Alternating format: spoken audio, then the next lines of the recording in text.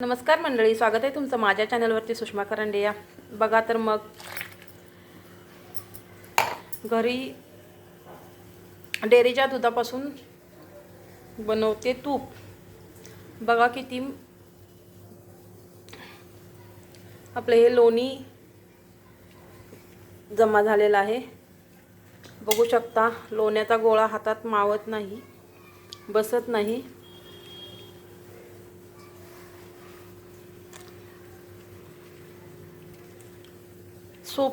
साधी सोपी पद्धत शाईपासून तूप बनवण्याची. बघू शकता किती मोठा लोण्याचा गोळा आहे. तुम्हाला हे लोणी कसे एवढे बनवायचे, थोड्याशा शाईपासून जास्त, हे जर तुम्हाला पाहायचं असेल तर कमेंटमध्ये सांगा, याचा फुल व्हिडिओ टाकला जाईल. आता हे 2-4 पाण्यात धुणार मी आणि नंतर कडवणार. मग